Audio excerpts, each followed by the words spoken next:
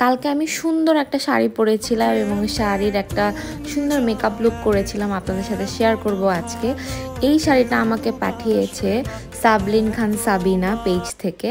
তো আপনারা চাইলে এই শাড়িটা অর্ডার করতে পারেন। আপনারা যেই থিমই বলবেন সেই থিমে পেন্টিং করে দেওয়া হবে এবং অনেক রকমের হ্যান্ড পেন্টিংয়ের শাড়ি সে মেক করে, বিভিন্ন ধরনের ডিজাইন করে।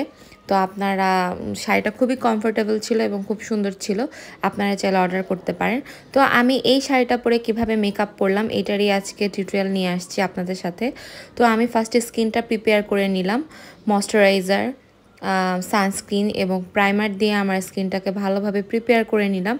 তারপর হচ্ছে আমি একটু আইব্রোটা ডিফাইন করে নিই। আইব্রো ডিফাইনের টাইমে খুব স্মুথলি ডিফাইন করবেন যাতে আপনার আইব্রো শেপটা সুন্দর লাগে। আগে আমি কত রং ঢং করে ভিডিও বানাতাম, টিউটোরিয়াল করতাম, মেকআপের ভিডিও, আসলে এখন কিছুই করা হয় না। এখন কোথাও গেলে খুব দ্রুত আমি কোনো টিউটোরিয়াল করি, আর কিছু আপলোড করা হয়, কিছু আপলোড করা হয় না। আইব্রোটা ডিফাইন করার পরে আমি হচ্ছে একটা কম্প্যাক্ট পাউডার দিয়ে আইব্রোসটা সেট করে নিই। তারপর হচ্ছে আই মেকআপটা স্টার্ট করি। আই মেকআপটা হচ্ছে অপরাজিতা এবং আমার শাড়ির মধ্যে ময়ূরের একটা পিকচার ছিল, পেন্টিং ছিল আর কি। তো ওইটার থিম ওয়াইজ আমি হচ্ছে আই মেকআপটা করি একটু ইয়েলো, গ্রিন এবং ব্লু আই শ্যাডো দিয়ে, যাতে আমার চোখটা একটু সুন্দর লাগে, একটু কালারফুল লাগে, আর যাতে সিম্পল লাগে দেখতে। এখানে আমি কোনো গ্লিটার, শিমার বা কাট ক্রিজ বা কোনো কিছু করতে চাচ্ছিলাম না, জাস্ট আইশ্যাডো দিয়ে একটা সিম্পল লুক ক্রিয়েট করেছি। অনেকে হলুদ প্রোগ্রামেও এই লুকটা ক্রিয়েট করতে পারো, অনেকে বুঝো না আসলে গ্রিন কালারের শাড়ির সাথে কীরকম আই মেকআপ করতে হয়। অনেক হলুদের প্রোগ্রাম, মেহেদির প্রোগ্রামেও তোমরা এরকম লুক ক্রিয়েট করতে পারো। খুবই সিম্পল, সফট এবং কালারফুল একটা আই মেকআপ। তোমরা 5 থেকে 10 মিনিটের মধ্যে এই মেকআপটা ক্রিয়েট করতে পারবা। মাস্ট তোমার ব্লেন্ডিংটা সুন্দর করে করতে হবে এবং স্মুথনেসটা রাখতে হবে।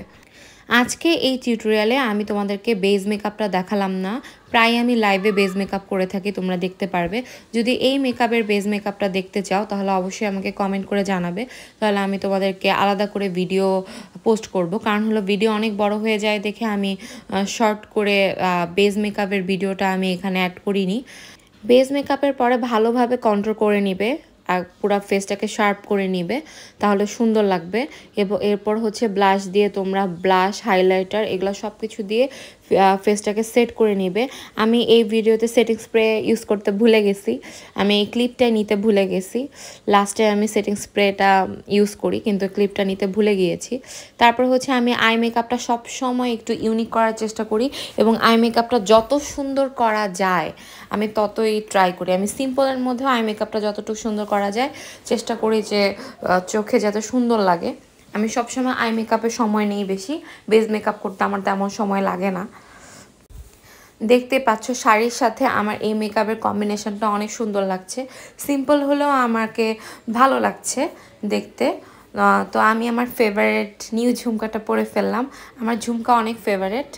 তো আমার এই লুকটা কেমন হয়েছে সবাই জানাবা এবং এই শাড়ির রিভিউ অবশ্যই আমি দিচ্ছি। এই শাড়ি খুবই কমফোর্টেবল ছিল।